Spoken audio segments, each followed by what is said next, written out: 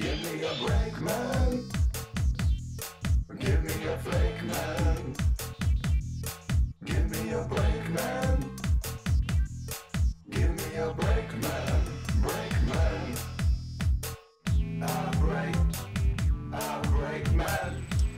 Hey guys, it's Give Me a Break Man, Give Me a Flake Man, whatever, Victor. You know, me, the guy in Japan, that loud, annoying guy who looks like he's on speed all the time, but it's actually just coughing. Or, I don't know, genetic. Anyway, today I want to talk about Noriko Sakai. Noriko Sakai, all of you probably don't know, you know, you're morons, or you just don't know, whatever. The woman back here, the looker, the babe, you know, the hot Japanese flesh ball there.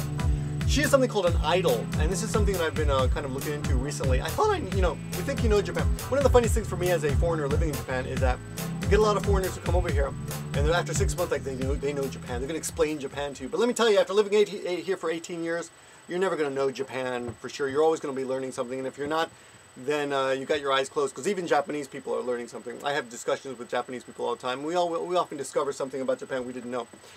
Anywho, what's the point? Okay, so let me tell you what happened. Okay, there's this girl in Japan, this very famous singer. She's something called an idol. She's something, and let me explain what this is first, because this is something that doesn't really exist in English, in the West, so to speak. I think it exists like in Taiwan and Hong Kong, China, South Korea, but the traditional idea of what an idol is doesn't really translate. Now the layman's definition would be a celebrity, just a celebrity, but they're a little bit different. Idols are usually, let me explain. Idols, an idol, in Japanese we say idol. An idol in Japanese way of thinking is usually a young lady, a J-pop star, from her teens to her early 20s. But once you're labeled an idol, I think you're pretty much an idol forever, from what I understand. And they're usually J-pop singers, and they also dabble in television and movies and things like that. But they start off as J-pop singers, okay? And they're usually cute young girls, and they often sell tons of records. So a lot of people like to say, oh, idols are just like minor, celebrities. They're B-list celebrities, but it's not exactly the same, because an idol has kind of a moral responsibility to the culture. Something that, yeah, sure, we often act like our, the people that we idolize. I guess that's where the word came from. In America, movie stars and sports figures, etc. We hope that they are role models, but it's not a real big deal if they do something that is not exactly kosher. Now, of course, there are cases. For example, the swimmer Phelps recently lost I think he lost a Kellogg's endorsement deal because he was caught with a photograph of a bong pipe in his mouth. But anyway, it's in Japan. It's stricter. It's stricter. So a few months ago, there was a case, for example, Kusanagi, who's a SMAP. SMAP is like the big boys group here, big boy band, and this guy's like 40. Okay, he's older than I am, I think. But he's still known as an idol. So when he was caught drunk, singing naked in a park, not hurting anyone, he just got drunk, took off his clothes, and sat in a public park and sang a song in Korean. It was a big scandal, and he lost record deals. He was actually banned from working. They can just do that. They just say, okay, buddy, that's it. You're punished. You're going to be banned from working. It's hot. I'm sweating a lot, so I keep playing with this. And that's basically what's happening to this girl, Noriko. I shouldn't say girl. She's 38. This young lady, not even young, middle-aged lady named Noriko Sakai. But she's known as an idol. And when you hear the word idol, you're prone to think girl, right? Because that's what usually they are. But anyway, so this woman, Noriko Sakai, is a very big actress, and I actually used to study Japanese using Hitotsu Yane no Shita, and she was one of the stars in there. And I never knew it was a big deal, because I was just learning Japanese in those days. But anywho, she was arrested recently for a very strange reason. Let me go back a little bit and give you a little information here. Now, on August 4th, about a week ago, her husband, Sakai, what's her husband's name? Yuichi Takaso, who calls himself a professional surfer. A lot of my students kind of laughed at it. Like, yeah, he says he's a surfer, but he had to tell people that because nobody knew that. So he's a professional surfer, and he was arrested in the Tokyo Shibuya district and they gave him a body search. I don't know if it was cavity search, because everybody wants to know that, but it was a body search. And they apparently found drugs in his underwear. Now, I don't know if it was designer underwear or what, but anyway, they took him in, and he, according to Wikipedia, of course, and some other articles, they say that they found some drugs in his underwear, and he told the police that his wife, Noriko Sakai, was also using drugs. So, the police went over to Sakai's home, and they searched it, and they found 0.00 8 grams of stimulant drugs. So it's like, what? How much is that? It's nothing. And they also found an inhaler that apparently had Sakai's DNA on it. And the inhaler is used to do drugs, I guess. And they issued a warrant for her arrest. Sakai reportedly ignored the request. She's like, I'm not going to go there. And she disappeared with her 10-year-old son. Okay? Then her husband's mother, her mother-in-law, asked the police to file a missing persons report. And about on the same day, her cell phone, what do you call it? Her cell phone reception disappeared while she was in the Yamanashi Prefecture area, which is about 80 miles west of Tokyo. And I'm about 300, I think, miles west of Tokyo. Anyway, I'm much farther over. But anyway, the next day, August 6th, a few days later, I guess, I can't really tell from this article, all the endorsements started dropping, which is what happens in Japan. Anyone associated with you, if you're an idol, just starts dropping you like, is it hot potatoes? Hot potatoes? Hot pancakes? No, that's something good. But anyway, you know what I'm saying. Like a hot potato. And on the next day, August 7th, which is 3 days ago, she was arrested. They found her. I was told that she came in she voluntarily came in. And she admitted to having drugs in her house, but she would not admit to using the drugs. And on August 9th, they performed a urine test, which was initially the reason they called her in the first place. And many people speculate that she disappeared because she thought the urine, her urine would show that she had been doing drugs. And I guess that's admissible in Japan, I don't know if it is in the States. I have no idea.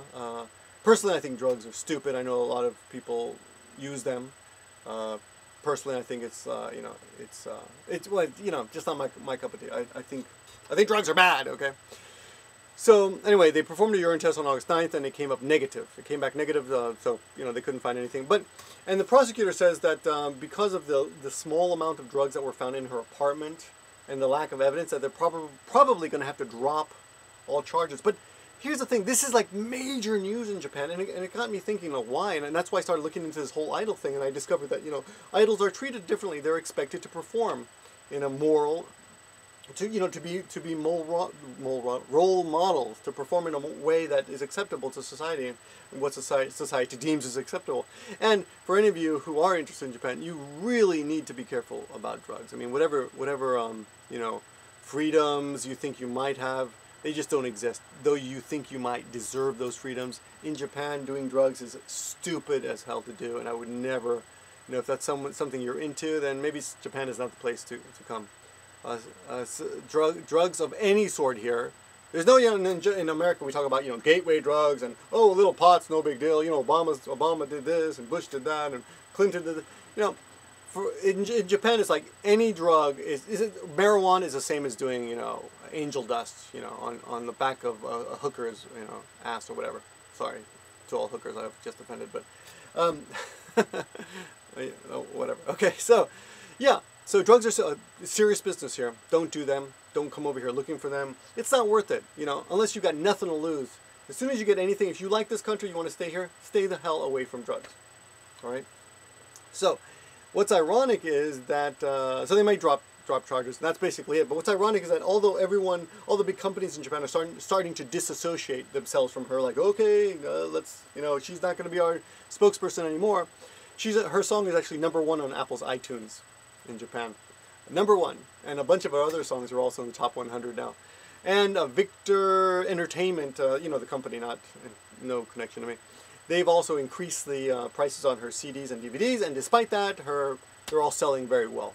So, you can dictate to the public, a company can dictate to the Japanese public what they think is moral and how they think they should be behaving. But in the end, people vote with their wallets and with their feet by going where they want to go. Despite what anyone thinks. Anyway, I'm talking to my one of my students last night, very intelligent, a doctor actually, and we're talking about the morality, and he's telling me he thinks she should go to jail, and I'm like, what for? I mean, what's a big deal? And because I didn't really understand at this point the moral pressure or expectations, I guess, that idols are given in Japan. And we talked about how, I told him I thought it was hypocritical because, if you're promoting alcohol and tobacco, then who cares if you do drugs? I mean, it's your own body. I mean, and I told him very explicitly, I think drugs are bad, but that's that's your choice. You want to stick a banana in your butt and smoke it that way, I mean, I think it's stupid, but I have no right to tell you what to do with your body. And I don't think the government really has a right to tell you what to do with your body, especially regarding bananas, But anyway, so he said, then he talked about the what did he say? The health. Yeah, he said, well, if it's not morally wrong, at least we have to admit that it's bad for your health. And I said, yeah, but what about tobacco? What about alcohol? Using that line of argument, we should also not be condoning those things. We should not condone, alcohol use or tobacco use. And then I talked about, I told him, I said, look, if you want to argue this, we should talk about the economic problem of people. Oh, yeah. He started talking about addiction. He said that as a doctor, he's under the impression, and it's not his field of expertise, but he's under the impression that people who use stimulant drugs and those kinds of narcotic drugs, illegal drugs, it's easier to get hooked, to become addicted to those drugs than alcohol or tobacco. And I thought, well, I don't see any way that could possibly be true. And we argued a little bit in a good way. This is of course a discussion class, so we had a really good argument. I thought one of the best arguments I've had recently. And, with students, getting them involved. But this particular student, this one doctor, then said, he wasn't sure, but he said when people are suffering from cancer, I said, what about cancer patients? You give them medical cocaine and morphine and opiates and painkillers. And he said when you're under some kind of cancerous pain, your body is not likely to become addicted to those things, which I couldn't see any way that could be true. But I'm not a doctor, and I wasn't about to argue that. But I said, it didn't make sense to me how your body would chemically react differently when you had cancer when it comes to the drug. But he said that he was under the understanding that that's what happened. And here's the thing. I think it could be misinformation, because I remember back in the 1980s, like 1985, I believe, when crack cocaine was becoming a big deal in the States. I remember newspapers saying that it's so addictive that even one-time users become addicted. And I was talking to a professor at the university there who's actually a doctor, and he said that it's impossible. You can't get addicted from one time. That's physically impossible to become addicted from using something once. Your body has to become used to it and dependent on it for you to become addicted. Using it once would never do that. So, I started to doubt the way the media portrays drugs and things like that. And I thought maybe the same thing's happening in Japan, because obviously, they seem to think that marijuana is just as bad as cocaine, which is just as bad as angel dust, but just as bad as heroin, They equate, they're all the same to them. So anyway, I thought that was kind of interesting. Lastly, what was the last one? Oh yeah, economically. I thought, okay, you could argue that economically maybe we could make the argument that all drugs should be banned because they hurt the health of our workforce, which in the end costs us economically, because people miss days of work, people have to go to the hospital and they have to get treated, and that's a waste of money. We could make that argument economically, but he said in Japan, he said, yeah, that's we actually came to some understanding that that would be a good argument. And it wouldn't be hypocritical, because if you across the board said we should get rid of everything like alcohol and tobacco and drugs, anything that damages the workforce, then you could at least be consistent. And he said, but in Japan that it would never fly, because people just think it's wrong. So that's kind of something that I thought was interesting. It's morally wrong. So yeah, and it's something that I think many Westerners would not get.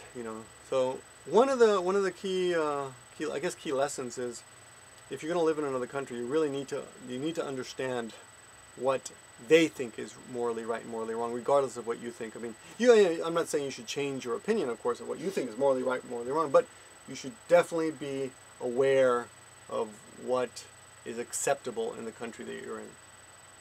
Anyway, so that's this big long video is just a result of me thinking about what happened to this young lady, Noriko Sakai, and who knows what's going to happen to her next. But it's something that you can easily find if you do a search for her on the local on Google, I'm sure you'll find many articles in English and in Japanese about her. Another last interesting point is if she has a Facebook, and I went there and people are supporting her on her Facebook. So I'll always support you. But a couple sites are closed now. I guess they just closed them down because they don't want to be associated with her. So that's part of it. Anyway, thanks for watching, guys. And there's a little insight into Japanese culture for you. I hope you got something out of it. Talk to you soon. Bye. Give me a break, man.